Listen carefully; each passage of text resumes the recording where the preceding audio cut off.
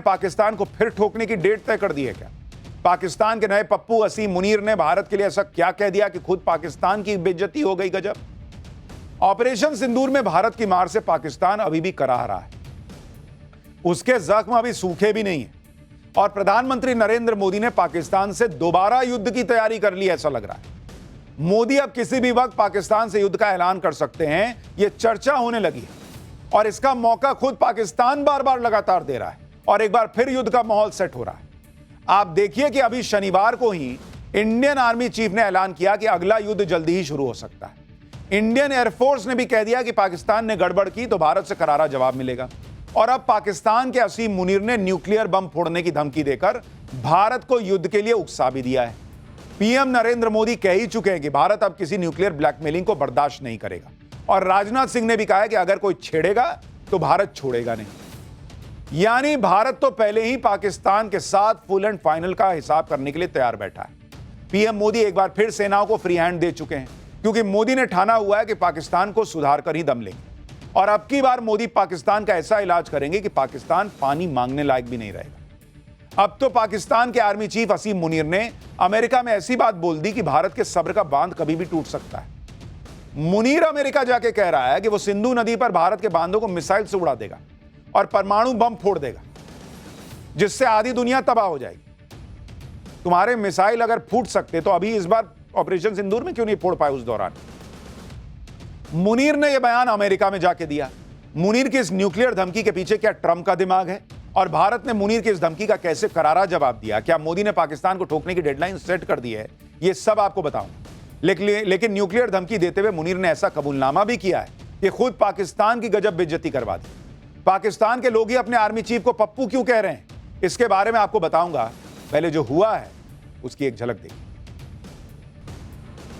Operation सिंदूर में बुरी तरह पिटने के बाद पाकिस्तान को अच्छी तरह से समझ में आ चुका है कि भारत उसे अब जब मर्जी ठोक सकता है और पाकिस्तान भारत का कुछ नहीं बिगाड़ पाएगा। इसलिए पाकिस्तान का असीम मुनीर उन्हीं पुरानी धमकियों पर उतर आया है जिसमें वो एटम बम दिखाता है। असीम मुनीर ने कहा है कि पाकिस्तान एक परमाणु संपन्न राष्ट्र है।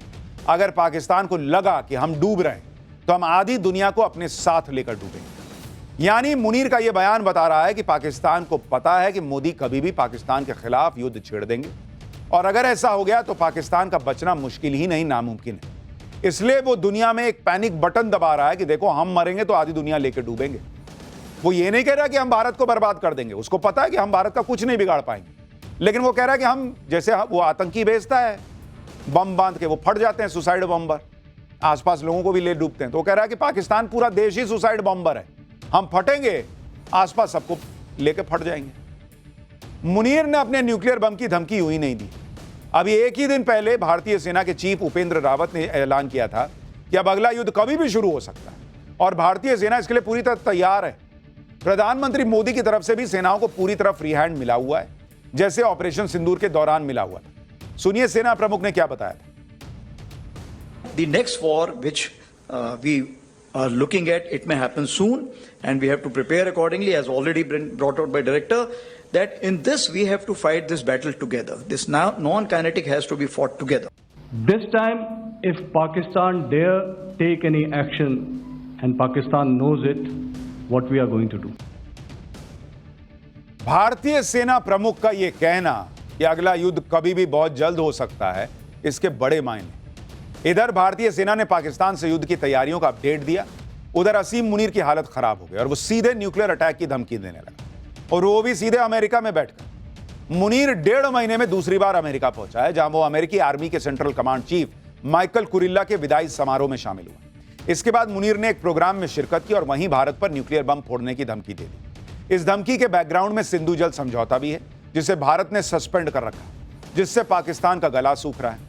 मुनीर ने इसको लेकर भी अमेरिका में लंबा लंबा फेंकना शुरू कर दिया। असीम मुनीर ने कह दिया कि पाकिस्तान इंतजार कर रहा है कि भारत सिंधु नदी पर कब डैम बनाएगा और जब भारत डैम बना लेगा तो फिर पाकिस्तान 10 मिसाइलें दागकर डैम को तबाह कर देगा। जब डैम बना लेगा भारत तब ये फोड़ेंगे, उसके पहले नहीं फोड़ेंगे। और अभी जो भारत पानी छोड़ के रोक के इनका भूत बनाए बैठा है, उससे इनको कोई दिक्कत नहीं, क्योंकि पब्लिक पूछ रही है कि तुम कुछ करते क्यों नहीं, भारत तो बुखार छुड़ा रहा है। तो क्या बोलें, हम वेट कर रहे हैं कि जब डैम बनेगा तब हम फोड़ेंगे। लेकिन फोड़ोगे काहे से? तुम्हारी मिसाइल इधर आएगी, वो हवा में फूट जाती है। मुनीर को एक्चुअली समझ में आ रहा है कि सिंधु जल समझौता अब दोबारा चालू तो होगा नहीं, इसलिए वो डैम बनने के बाद मिसाइल हमले की धमकी दे रहा है। कह रहा है कि न्यूक्लियर बम फोड़ देगा, जिसने पीएम मोदी का पारा चढ़ा दिया है, क्योंकि मोदी कह चुके हैं कि भारत अब किसी न्यूक्लियर ब्लैकमेलिंग के आगे नहीं झुकेगा और मौका मिलते पाकिस्तान को दोबारा फोड़ने में जरा हिचकेगा भी नहीं।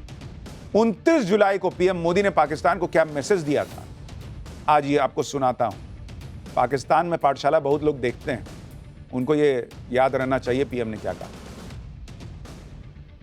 पाकिस्तान की न्यूक्लियर धमकी को हमने झूठा साबित कर दिया।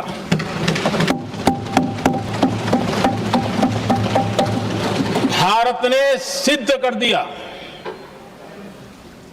कि न्यूक्लियर ब्लैकमेलिंग अब नहीं चलेगा और न ही ये न्यूक्लियर ब्लैकमेलिंग के सामने भारत झुकेगा। कोई भी न्यूक्लियर ब्लैकमेल भारत नहीं सहेगा। न्यूक्लियर ब्लैकमेल की आड़ में पनप रहे आतंकी ठिकानों पर भारत सटीक और निर्णायक प्रहार करेगा। पाकिस्तान के साथ नया युद्ध कभी भी शुरू हो सकता है, यह बात असीम मुनीर को भी समझ आ चुकी है, इसलिए वो ट्रंप की गोद में जाकर बैठ गया और अमेरिका को अपना माई बाप मान चुका है।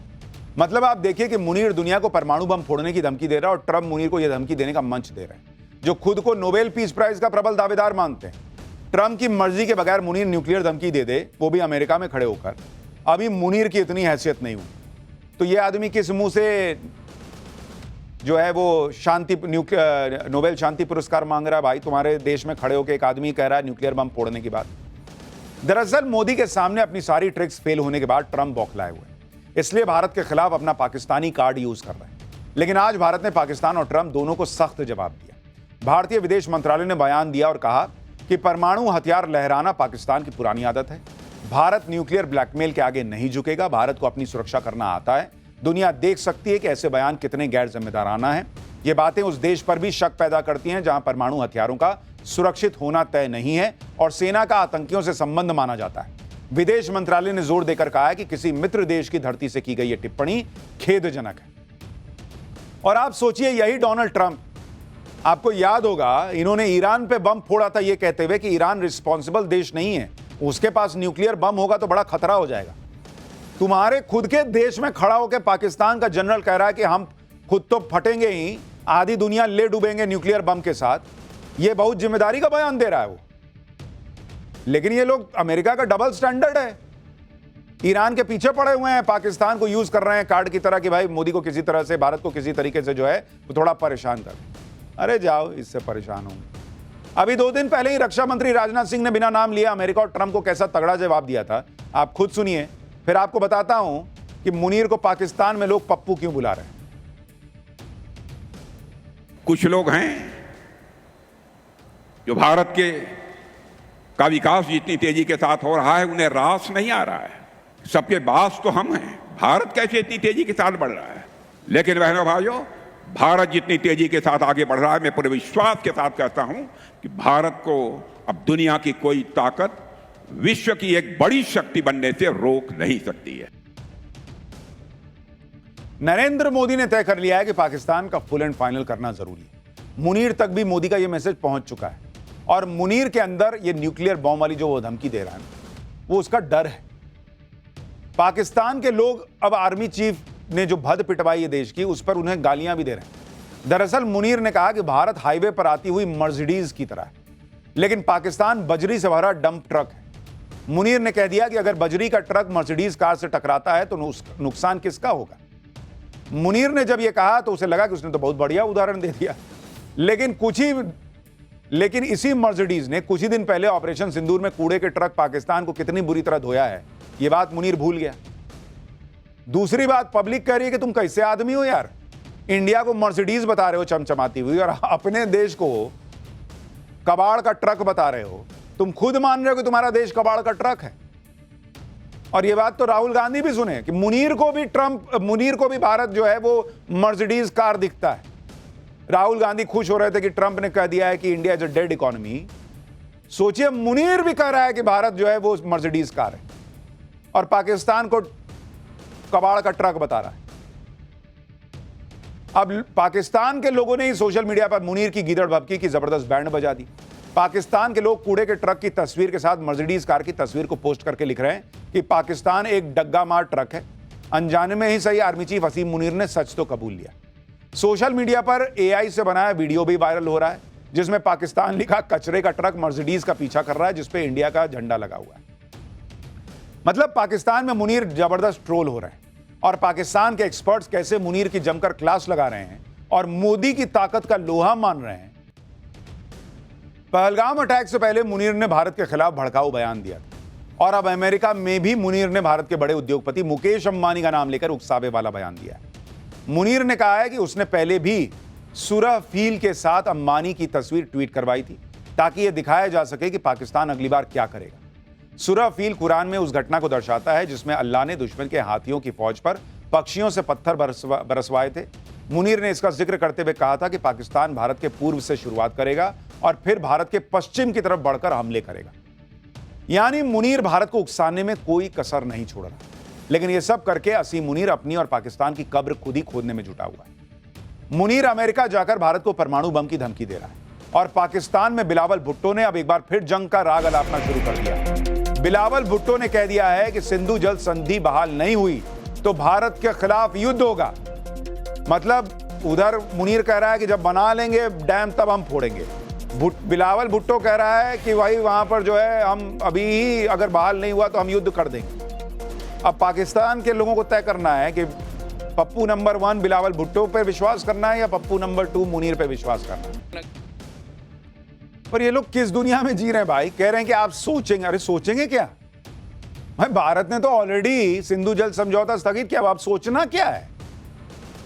ये लोग फिल्मों में काम क्यों नहीं कर लेते हैं। जब डायलॉग बाजी ही करनी है इनके सेना प्रमुख से लेकर नेता तक को, फिल्म बनाएं, अपने यहां लोगों को दिखाएं।